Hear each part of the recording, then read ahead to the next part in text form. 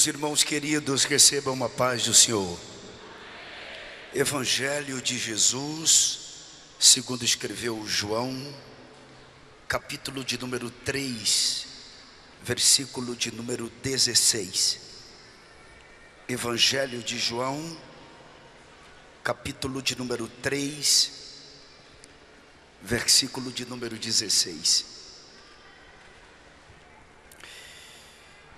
Porque Deus amou o mundo de tal maneira que deu seu Filho unigênito, para que todo aquele que nele crê não pereça, mas tenha a vida eterna. Por favor, por duas vezes, vamos juntos? 3, 2, 1. Porque Deus...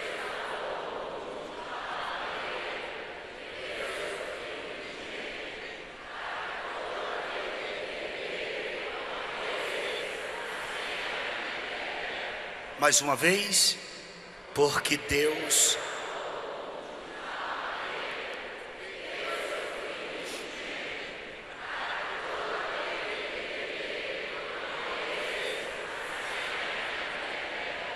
Amém. Por favor.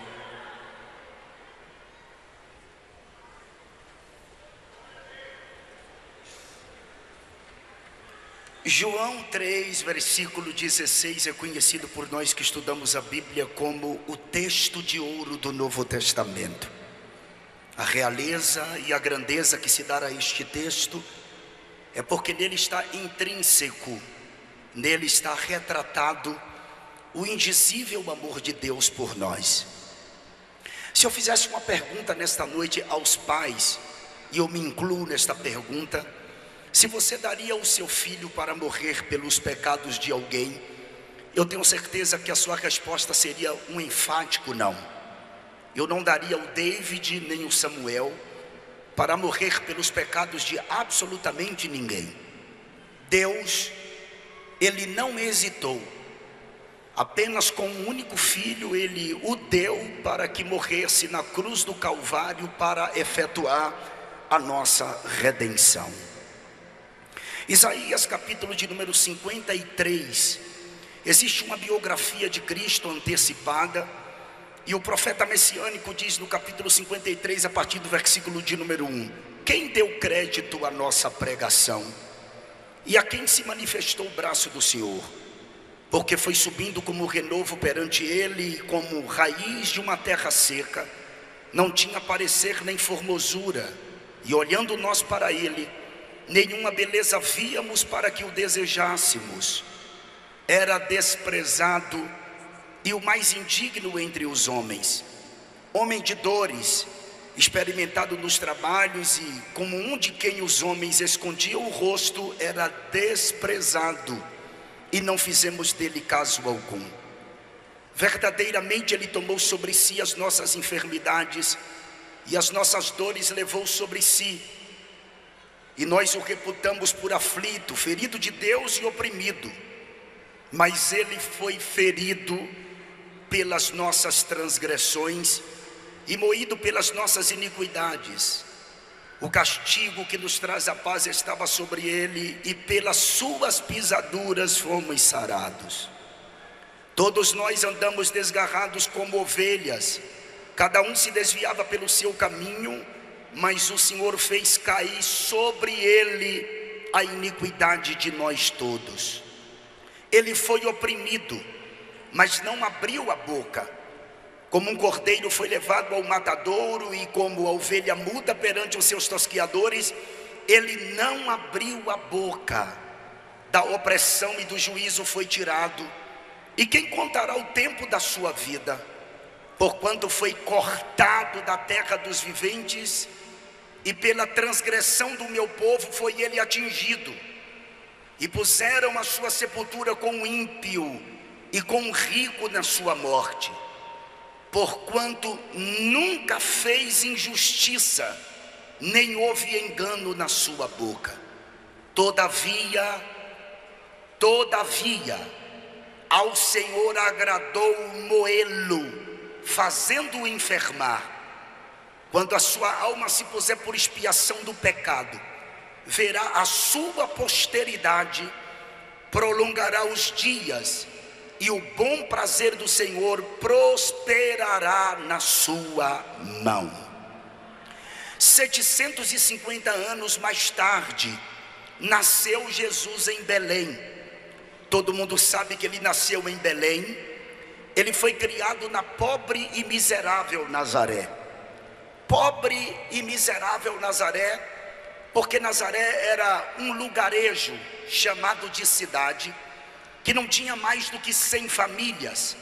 Famílias agricultoras que dormiam no chão. Isso significa dizer que Nazaré não passava de 300 habitantes. Foi exatamente neste lugar que Jesus foi criado. Muita gente me pergunta em alguns seminários que eu dou: pastor, como que foi a infância de Cristo? Por que a Bíblia omite a infância de Cristo?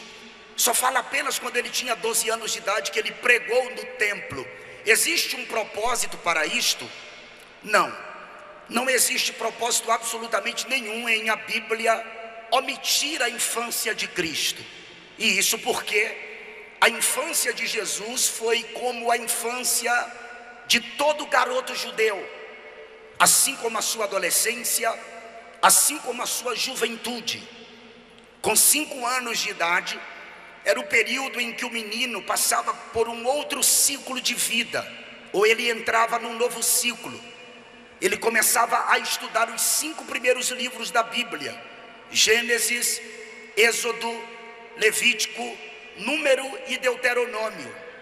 Quando ele completava 10 anos, ele já tinha decorado todos os 5 primeiros livros da Bíblia, e ele entrava num segundo ciclo de vida, onde nesse segundo ciclo de vida, ele aprendia sobre os livros históricos, poéticos e proféticos. Quando o garoto completava 14 anos de idade, era o momento do garoto decidir acerca da sua vida. Ou ele iria aprender aos pés de um mestre, ou senão ele iria dedicar-se à profissão do seu pai. Como Jesus não tinha um mestre à altura para ensiná-lo, Jesus optou a dedicar-se à profissão do seu pai.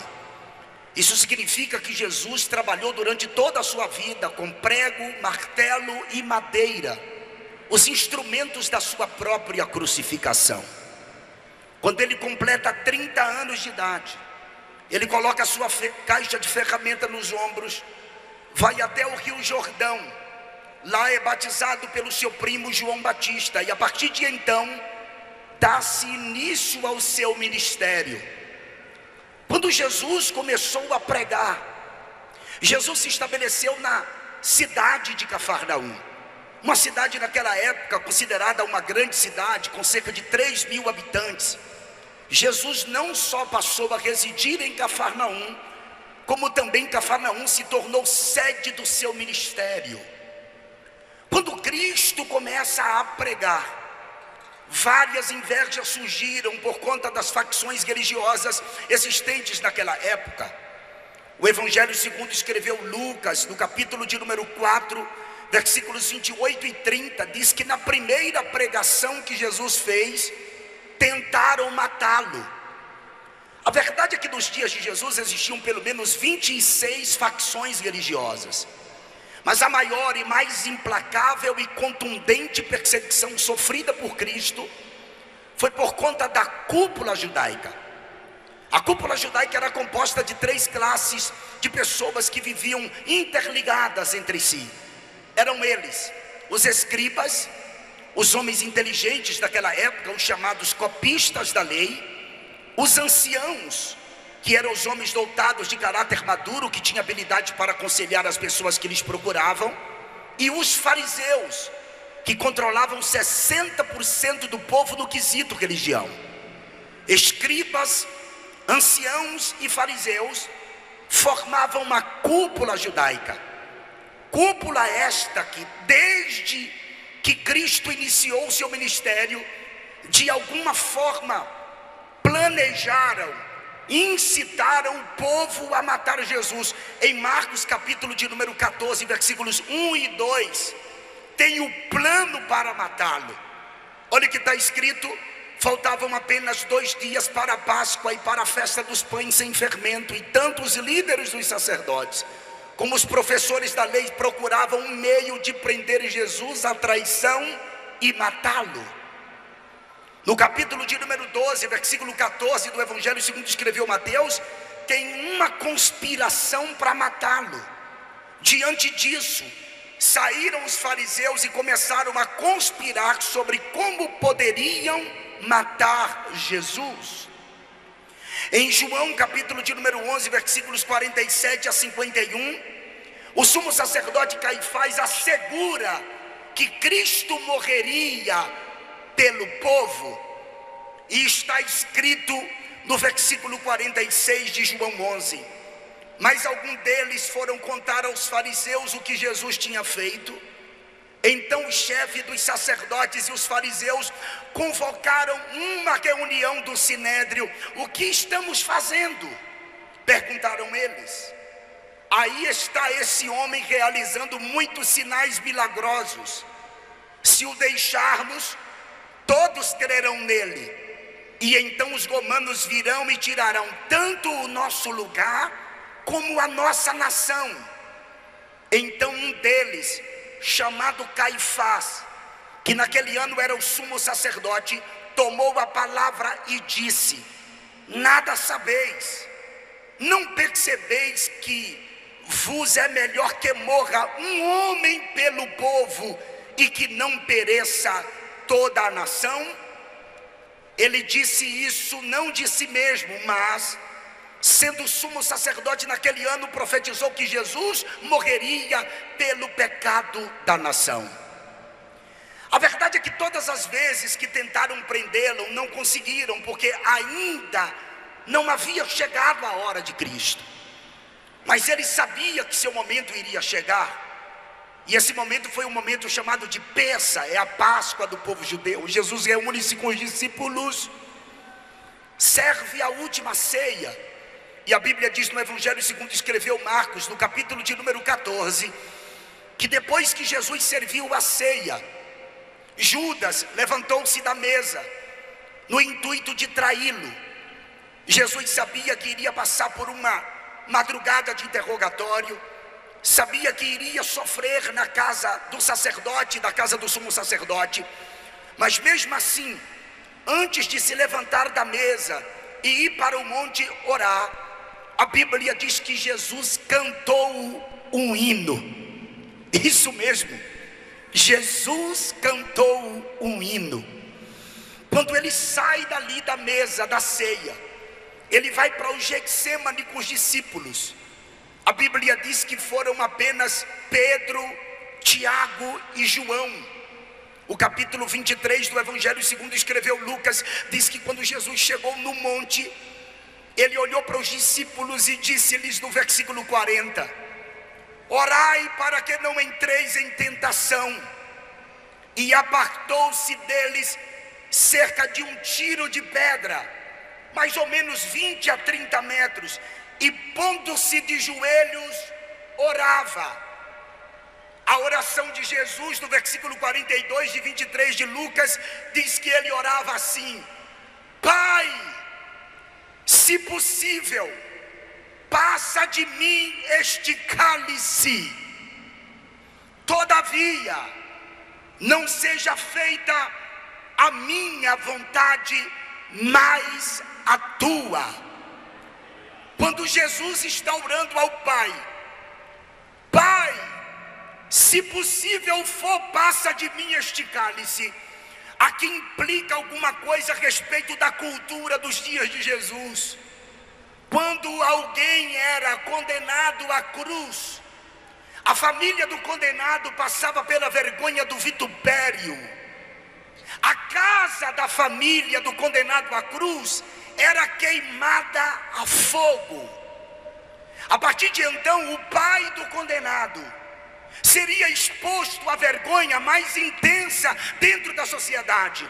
E Jesus aqui está como um homem, e quando ele diz: Pai, se possível, passa de mim este cálice, ele está dizendo ao Pai: eu não quero que você passe pela vergonha, todavia não seja feita a minha, mas a tua vontade. Naquele instante apareceu um anjo do céu que ele confortava.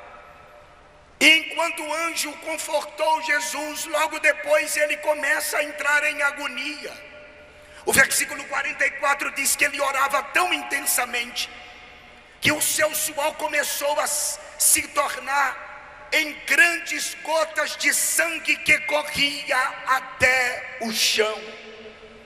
Jesus começa a passar por aquele fenômeno chamado de hematidrose. Isso mesmo, hematidrose. A hematidrose só acontece em questões excepcionais. Não acontece com qualquer momento, com qualquer indivíduo. Diz que na história apenas 3 pessoas sofreram de hematidrose.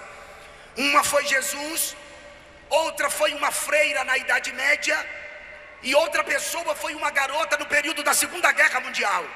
Na história não registra outras pessoas que sofreram de hematidrose. E a pessoa, para sofrer de hematidrose, quando as glândulas sudoríparas são rompidas, para que o seu suor fique pigmentado com sangue, é preciso uma questão excepcional, provocado por uma fraqueza física, acompanhado de um abatimento moral violento, causado por uma profunda emoção, um profundo medo, um terror.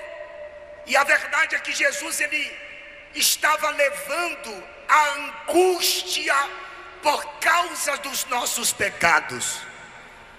Quando ele sua sangue, aquilo significa dizer que Jesus estava passando por um momento mais difícil da sua história.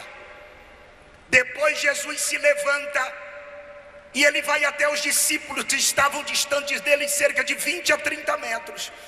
E ele encontrou os discípulos dormindo e ele perguntou: não podeis velar comigo sequer uma hora? Por que os discípulos estavam dormindo, pastor? Por causa do mundo espiritual. Eu creio que isso já aconteceu com você alguma vez. Você dobrou seus joelhos para orar e o diabo efetuou a operação céu de bronze, e parece que existe uma dificuldade de você se conectar com o trono, e muitas vezes você se pegou dormindo nos joelhos. O mundo espiritual estava em atividade, não sou eu que estou dizendo, é a Bíblia. Porque logo depois da oração de Jesus, aparece Judas com a guarda sacerdotal para prendê-lo. Era noite. Judas teve que beijar Jesus, porque os discípulos eram parecidos com ele. Quando Judas beija Jesus, os soldados, que era a guarda do templo, o prende. O versículo de número 52 do capítulo 22 de Lucas diz: e disse Jesus aos principais dos sacerdotes e capitães do templo e anciãos que tinham ido contra ele: saíste com espadas e porretes como para deter um salteador? Tenho estado todos os dias convosco no templo e não estendestes as mãos contra mim, mas esta é a vossa hora e o poder das trevas. Quando Jesus sai aqui do Getsemane, ele é levado para a presença do sacerdote. Depois da presença do sacerdote, ele é levado à presença do sumo sacerdote. E João acompanhou os soldados que levaram Jesus. Pedro de longe também acompanhava. A madrugada foi intensa.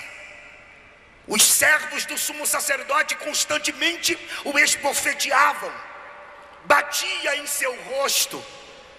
Pedro, que havia ido nas escondidas até ao local onde Jesus estava sendo interrogado pelo sumo sacerdote, o capítulo 18 do Evangelho segundo escreveu João diz que João era amigo do sumo sacerdote e pediu a porteira para abrir a porta para que João entrasse para o pátio da casa. Era uma noite fria. Pedro se aquentava no lume da fogueira. De repente, o versículo de número 17 do capítulo 18 do Evangelho segundo escreveu João, diz que a porteira olhou para Pedro e perguntou para ele: não és tu um dos discípulos deste homem? E respondeu Pedro e disse: não sou. Versículo 25 do capítulo 18 do Evangelho de João: e Simão Pedro estava ali e aquentava-se, e disseram-lhe, pois, não és tu um dos seus discípulos? E ele negou pela segunda vez e disse: não sou. Versículo de número 26 e 27: e um dos servos do sumo sacerdote, perante aquele a quem Pedro cortara a orelha, disse: não te vi eu no horto com ele? Pedro negou terceira vez, e logo o galo cantou. Pastor, por que o galo cantou quando Pedro negou pela terceira vez? O galo aqui não significa apenas a ave que canta.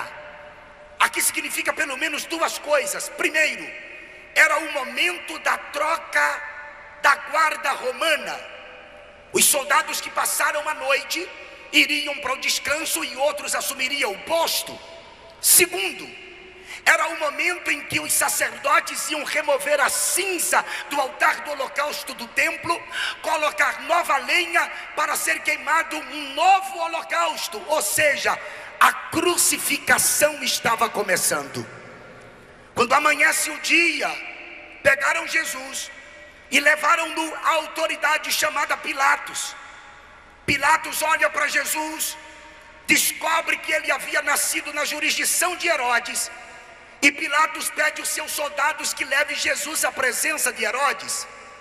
O capítulo 23 do Evangelho segundo escreveu Lucas, está escrito no versículos 11, 12, 13 e 14, que quando Herodes recebeu Jesus juntamente com seus soldados, o desprezou, escarneceram de Jesus, vestiram-o com uma roupa resplandecente.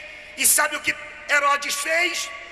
Pegou Jesus e enviou de volta a Pilatos. Por que Pilatos envia Jesus a Herodes e Herodes torna a enviá-lo a Pilatos? Porque eles dois estavam brigados politicamente. E a Bíblia quem diz isso, versículo de número 12 de 23 de Lucas: e no mesmo dia Pilatos e Herodes entre si se fizeram amigos, pois dantes andavam em inimizades um com o outro. Quando Pilatos recebe Jesus de volta, a Bíblia diz que Pilatos ordenou que o flagelasse. O flagelo era algo insuportável. E a verdade é que depois do flagelo, a autoridade por nome Pilatos era para soltar Jesus. Eu creio que a maioria dos que estão aqui já viram aquele filme de Mel Gibson chamado de A Paixão de Cristo. No meu ponto de vista de investigador desse assunto, ninguém relatou tão apropriadamente a crucificação de Jesus e o seu flagelo como este filme A Paixão de Cristo. E se os senhores não conhecem esse filme, por favor assista. Inclusive, procure no YouTube o ator principal chamado de Jim Caviezel, que por conta do filme que protagonizou, ele acabou se convertendo, e o seu testemunho é extraordinário. É impossível você não chorar com o testemunho desse indivíduo, que diz ele, que sofreu retaliações depois do filme. Inclusive, depois do filme, Hollywood nunca mais o convidou para fazer um grande papel. O flagelo era insuportável. O prisioneiro, o condenado, apanhava nas costas, na frente, até mesmo na sola dos pés. Os soldados mais fortes empunhavam azorragues com bolinhas de chumbo ou ossos de carneiro em tiras múltiplas, e batia com tanta violência no condenado, que perfurava o tecido humano e grudava até mesmo nos ossos e nas costelas do condenado. Jesus passou por tudo isto. Depois do flagelo, pegaram Jesus e apresentaram a Pilatos. Pilatos tinha autoridade para soltar Jesus. A Bíblia diz que era Páscoa, e por ocasião da Páscoa devia se soltar um prisioneiro. Vale lembrar que isso aqui não é um princípio bíblico, isso aqui é um costume que os judeus criaram de soltar alguém por ocasião da Páscoa. O capítulo 18 do Evangelho segundo escreveu João, versículo de número 39. Olha o que Pilatos diz para o povo: mas vós tende por costume que eu vos solte alguém por ocasião da Páscoa. Querei, pois, que eu vos solte o rei dos judeus? Pilatos era para ordenar a soltura de Cristo, mas ele vai perguntar aos judeus o que os judeus gostariam que ele fizesse. Os judeus responderam: nós não queremos que você solte Jesus, nós queremos que você solte Barrabás. Barrabás era um terrorista, um inimigo público, um inimigo do Estado, um indivíduo que havia causado problemas graves para as autoridades daquela época. Mas mesmo assim, o povo disse: nós queremos que você solte a Barrabás. E lógico, dentro do ponto de vista lógico, se eles pediram que soltasse a Barrabás, logo Pilatos devia trancafiar Jesus ou prendê-lo. Só que Pilatos pergunta: e o que eu faço com Cristo? A multidão respondeu: crucifica-o, crucifica-o. Pilatos, que morava na Fortaleza Antônia com a sua esposa Cláudia, perguntou isso estando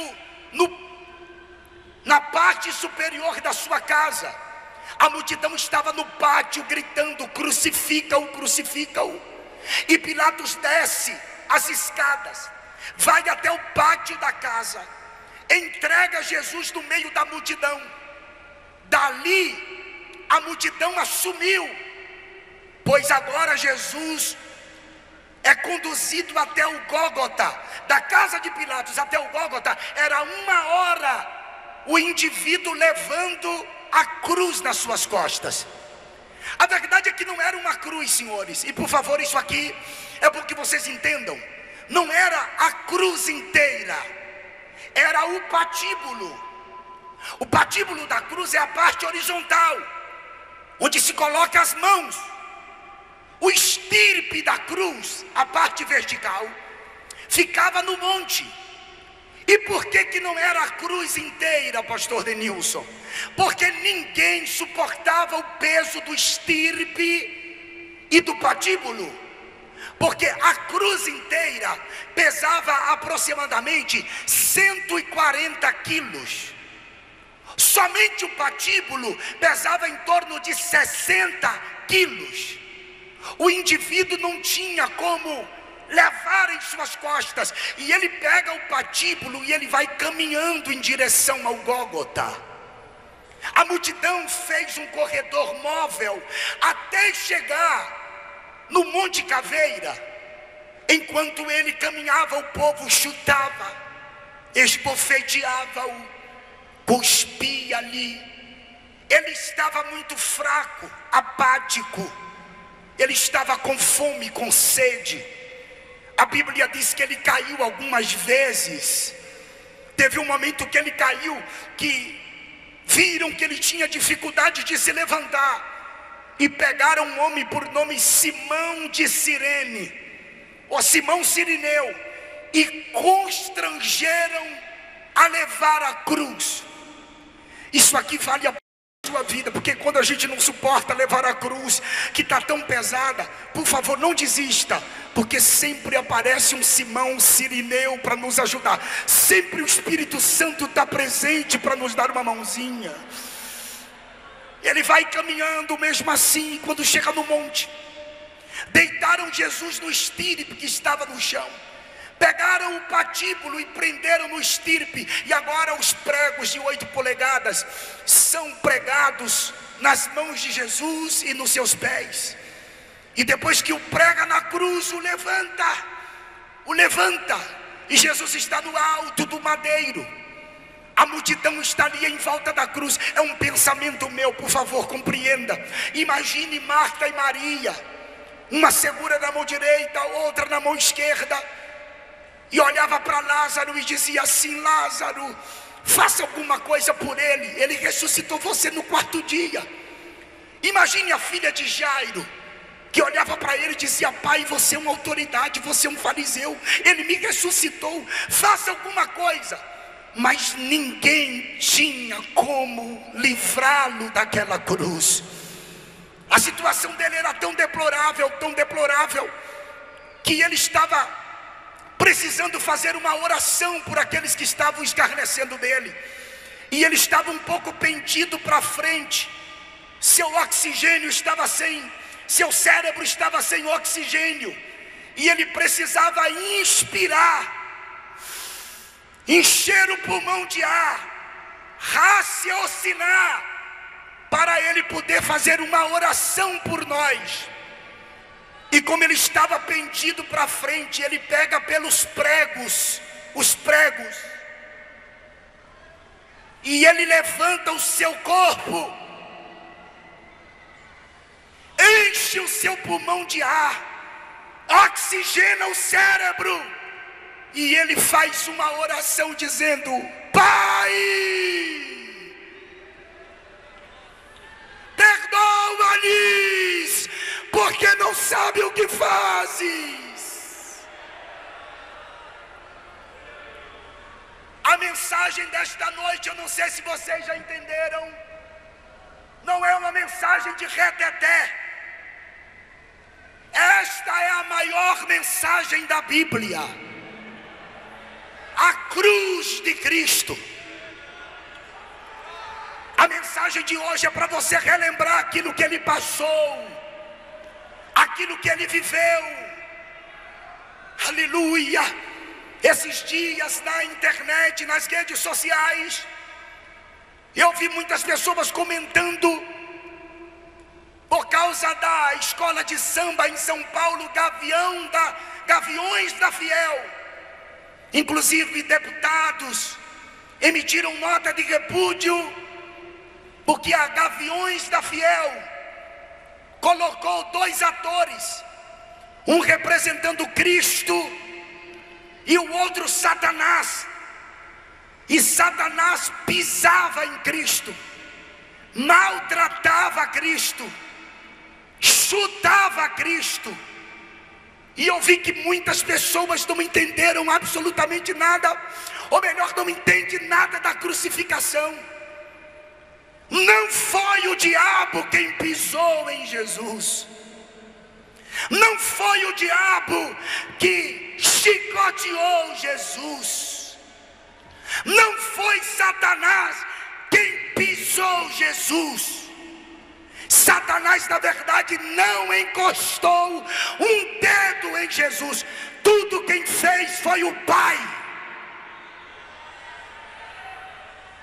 53:10 de Isaías: ao Pai agradou moê-lo. Deus moeu, Deus castigou. O chicote foi do Pai, pastor. A ira foi do Pai. A cólera foi do Pai. O Pai foi quem fez aquilo com o Filho, e não o diabo. E por que o Pai fez? Porque se ele fizesse comigo e contigo, nós estaríamos perdidos. Por que ele fez com o Filho? Porque ele é justo, imaculado, santo, Cordeiro. E ele estava dizendo: eu vou chicotear meu filho, Eu vou derramar minha ira sobre meu filho. Eu vou bater no meu filho. Eu vou expor meu filho ao vitupério para salvar você, Neemias, para salvar você, Moisés, para salvar você, Peterson, para salvar você, Denilson. Pegue na mão de alguém, por favor, diga: ele fez isto por você. Fale para alguém, fala. Pega na mão de alguém, pega na mão de alguém, pega. Ele fez isto por você. Ele fez isto pelo senhor, pastor. Ele fez isto. Aleluia. Aleluia. Aleluia. Aleluia. O diabo não encostou a mão nele. Pelo contrário, o diabo não queria que ele fosse para a cruz.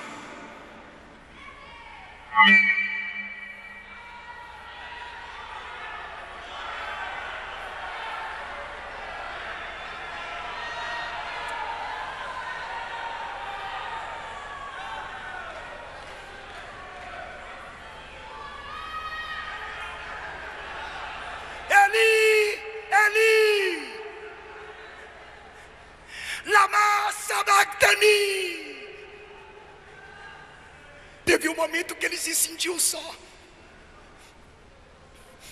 Lembra que ele havia dito: o Pai está em mim, eu estou no Pai. Mas aqui ele está gritando: por que me desamparaste?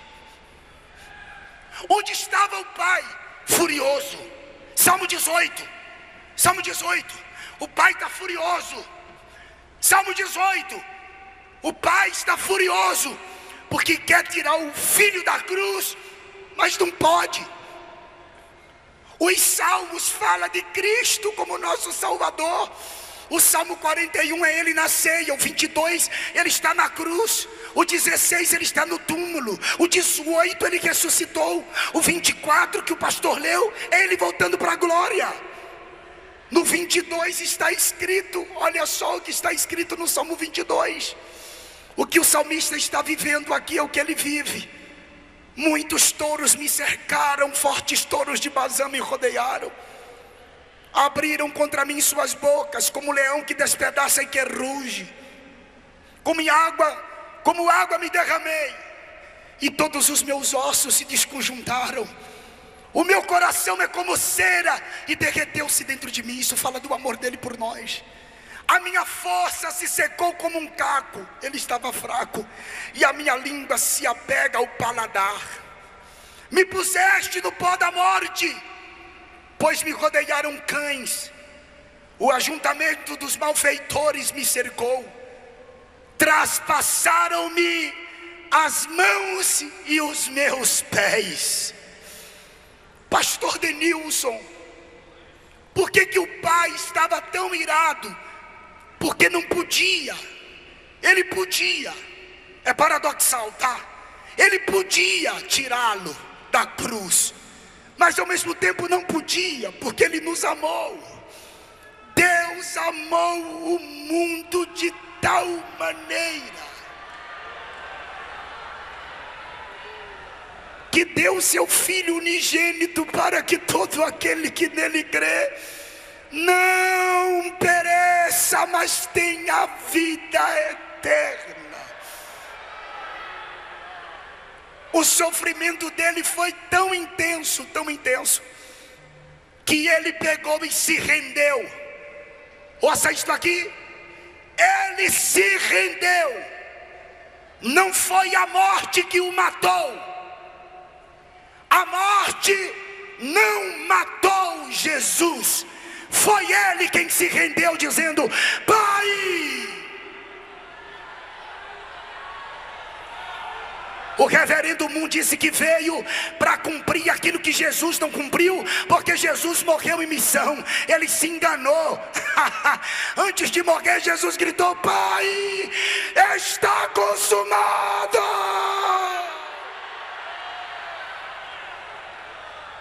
Em tuas mãos entrego o meu espírito.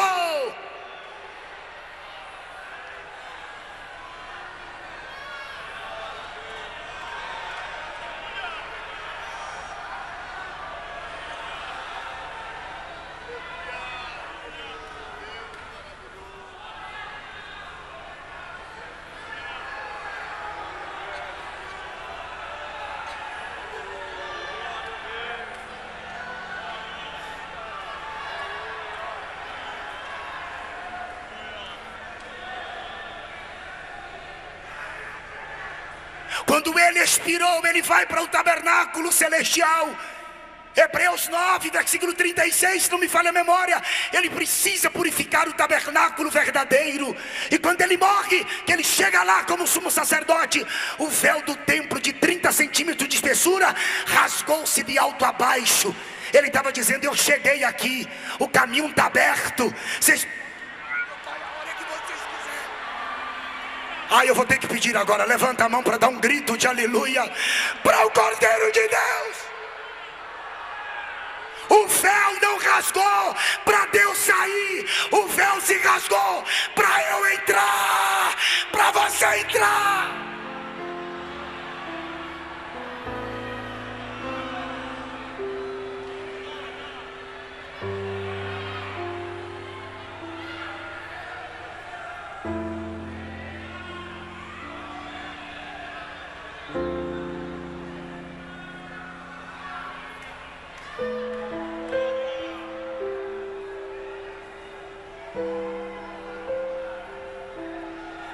Ele estava dizendo: eu cheguei aqui, eu venci.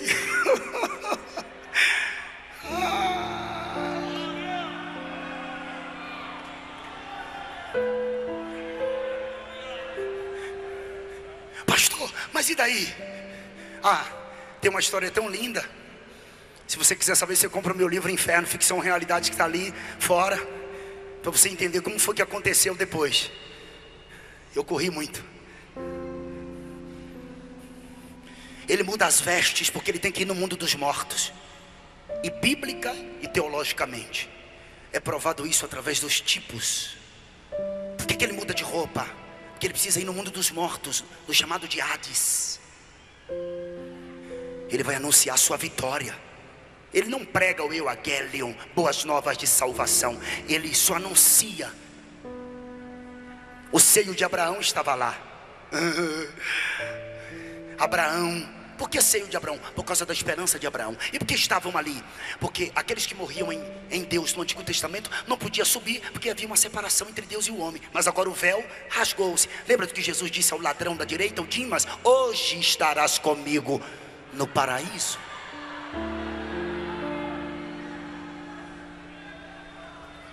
Pensa quando Jesus chegou lá embaixo. Abraão olhou e disse assim: foi a minha fé. Adão olhou e disse assim: eu me vesti com as vestes dele, com a pele dele. Ele é o cordeiro morto na fundação do mundo. Sansão olhou e disse: ele foi a minha força. Manoá gritou: eu o vi numa coluna de fogo. Isaac disse: ele é o poço que deu águas vivas. Jacó gritou: eu lutei com ele no Val de Jaboque. Daniel disse: eu vi como um ancião de dias, mas estava na cova dos leões comigo. Misael, Ananias e Azarias olharam e disse: ele era o quarto homem no meio da fornalha de fogo. Ezequiel olhou e disse: ele é o rio que por onde passa os charcos de lodo são sarados e tem muitos peixes. Isaías gritou: ele é Emanuel, mas é maravilhoso conselheiro, Deus forte, Pai da eternidade. Ele é príncipe da paz. Os ateus dizem que ele não é nada. Os comunistas dizem que ele foi um revolucionário. Os panteístas dizem que ele é uma essência. Os maçons dizem que ele foi o arquiteto do universo. Os budistas dizem que ele foi um criador de religião. Os islâmicos acham que ele é menor do que Maomé. Os espíritas dizem que ele é um espírito evoluído. Silvio Santos disse que ele é um político. Se viesse hoje, seria um político como Luiz Inácio Lula da Silva, Ciro Gomes ou outro qualquer. Mas Maria Madalena olhava para ele e dizia: é o Rabuni do jardim. Bartimeu disse: é o prazer de enxergar. Lázaro disse: melhor amigo não tem. João diz: é o amor. Pedro disse: é a pedra que a igreja, a Assembleia de Deus de Betim está edificando. Paulo disse: só a profundidade das riquezas, tanto da sabedoria como da ciência de Deus. João Batista disse: ele é Rei Serra, Elohim, Hanishó, Et Hatat Haaret. Ele é o Cordeiro de Deus que tira o pecado da terra. E a 14ª escola bíblica de obreiros de Betim, para ela Jesus é quem salva, quem liberta, quem cura, quem batiza com o Espírito Santo e vai voltar para arrebatar a sua igreja.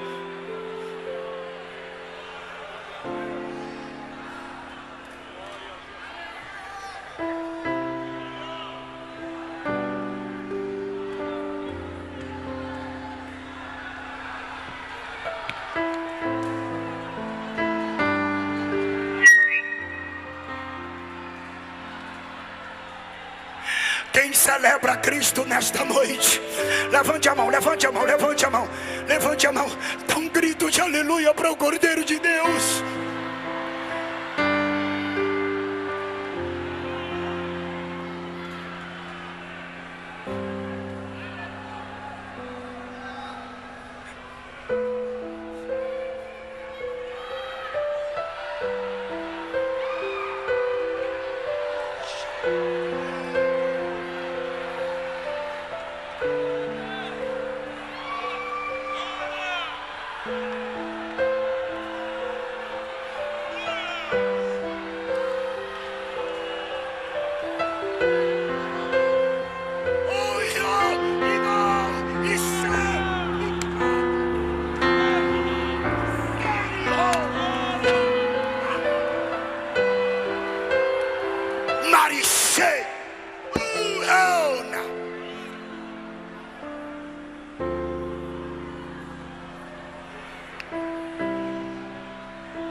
A morte tentou prender ele quando ele chegou no mundo dos mortos. Atos dos Apóstolos diz que a morte lançou grilhões, cadeias, mas a morte não podia retê-lo, não tinha como prendê-lo. Ele quebrou os grilhões, as cadeias.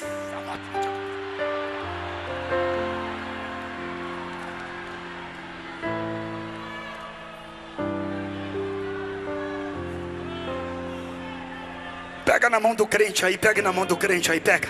Fala, tudo isso ele fez por você, fala.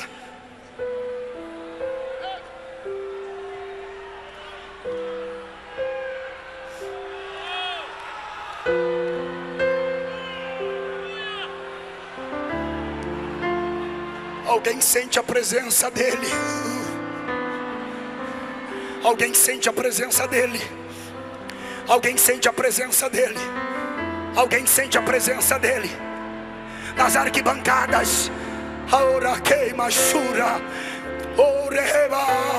Alguém sente a presença dele. Alguém sente a presença dele. Então celebre a ele. Eu quero terminar a mensagem de pé porque meu tempo está chegando. Fica de pé, fica de pé, fica de pé, fica de pé, fica de pé.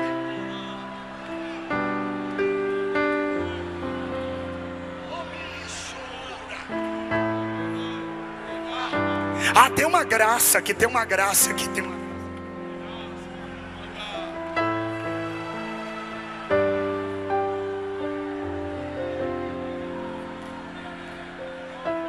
Domingo de manhã cedo, as mulheres do sepulcro. Quem? Maria Madalena. Quando chega no sepulcro, o sepulcro estava vazio, o sepulcro estava aberto. Eu vou repetir, não é porque você não entendeu, é só para grifar na sua mente. Maria Madalena, quando chegou lá com aloés, mirra, cássia, para passar no corpo do morto, porque eles queriam na ressurreição conforme a profecia de Oséias, mas eles não queriam que o morto ressuscitasse fedendo. Só que Jesus já tinha sido ungido. Quando ela chega lá, a pedra já havia sido removida e o sepulcro estava vazio. E Jesus estava... E Jesus estava ressuscitado e perguntou para ela: por que você procura dentre os mortos aquele que já ressuscitou? E ela conheceu ele pela voz, porque as ovelhas ouvem a sua voz e seguem. És tu, meu Senhor. Ela vai pegá-lo. Ele disse: não me toques, não me pegues. É o termo grego. Eu ainda não subi a meu pai. Como assim? Ele morreu e não foi lá como sumo sacerdote. Agora ele ressuscitou com o corpo. Ele precisa ir lá para que o pai chancele a ressurreição do corpo. Aí ele vai lá e volta para ficar ainda 40 dias com os discípulos. Porque quando ele ressuscita com o corpo, ele está dizendo assim, pastor José Rodrigues: ó, vai haver uma ressurreição dos mortos, viu? E quando os mortos ressuscitarem, também vai de...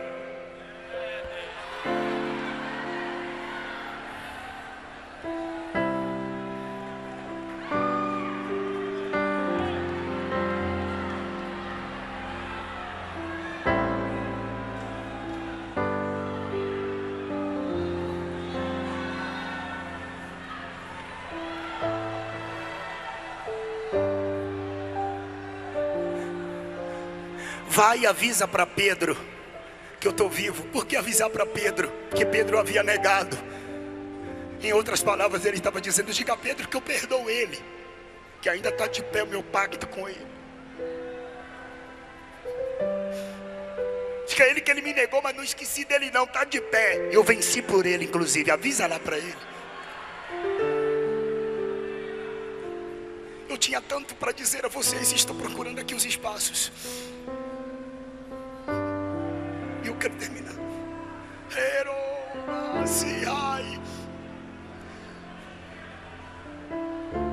Alguém olhou para um pastor que estava participando de uma reunião de vários líderes de religião, e os líderes de religião sempre olhavam para o pastor e zombavam do pastor. E um deles perguntou: você fala tanto do teu Cristo que está vivo, mas teu Cristo, quando morreu, nem um sepulcro ele tinha para ele.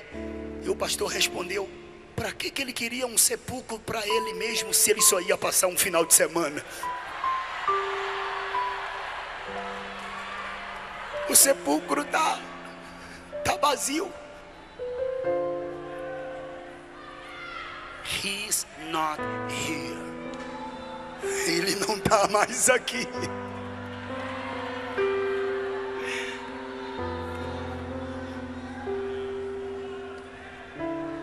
Deixa eu fazer uma pergunta. Fica assim como você está. Você vai me ajudar. Quem se encontra afastado da igreja, que levanta a mão. Faz assim: pastor, me afastei dos caminhos do Senhor. Faz assim: quero te ver. Quem aqui se afastou dos caminhos do Senhor e se encontra aqui? Faz assim com a tua mão para que eu possa te ver. Alguém? Levante uma das suas mãos para que eu possa te ver, por favor. O Espírito Santo está te chamando de volta. Vem, eu quero orar por você. Venha, venha.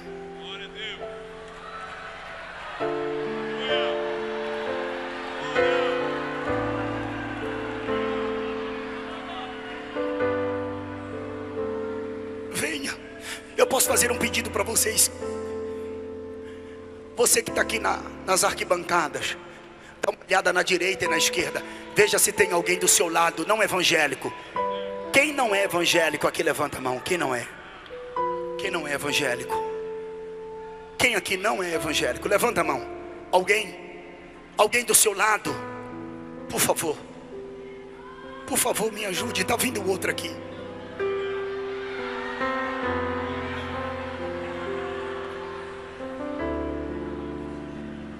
Tem mais alguém? Tem mais alguém? Eu pediria por obséquio, ao seu lado esquerdo, direito, alguém que se encontra afastado, afastada. Cadê? Traz ele aqui. Eu quero orar por você. Vem. O Espírito Santo está te chamando. Vem. Vem. Vem, vem, vem, vem, vem, vem, vem. Ouvir o meu Senhor bater na porta e o meu coração queimou. Ouvir o meu Senhor bater na porta e o meu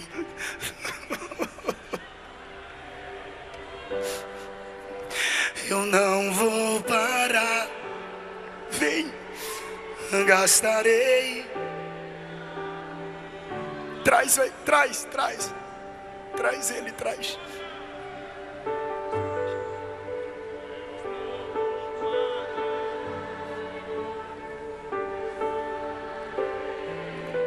Tá vindo mais alguém?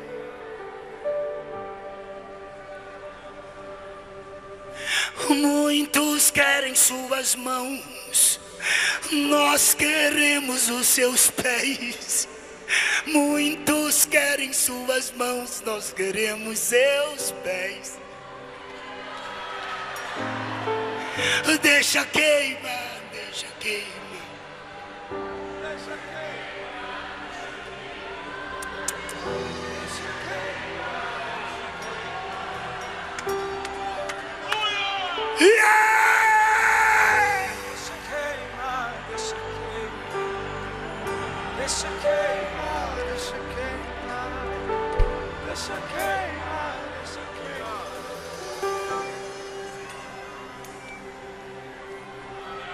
Laralá,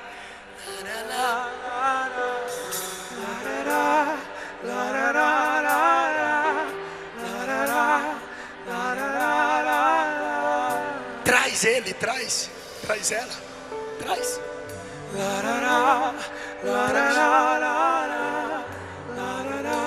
Traz ela, traz ele. Eu espero 1 minuto. Tem mais alguém? Deixa queimar, deixa queimar. Tem mais alguém? Deixa queimar, deixa queimar. Deixa queimar, deixa queimar. Deixa queimar, deixa queimar. Deixa Dá um grito de glória pra ele. Deixa queimar, deixa queimar. Ali, glória. Deixa queimar, deixa queimar. Deixa queimar, deixa queimar. Deixa queimar, deixa queimar. Tem mais alguém? Deixa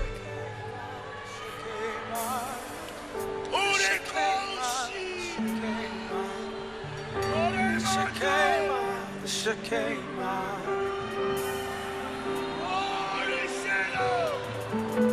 Deixa queimar, deixa queimar.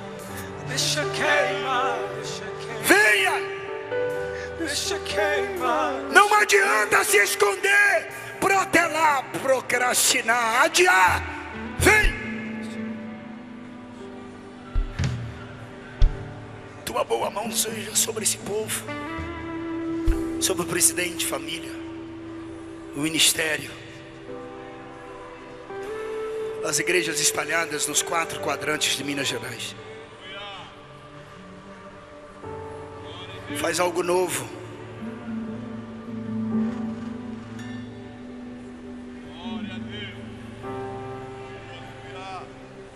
Alarga as suas tendas e ordena do alto a tua bênção sobre o teu povo.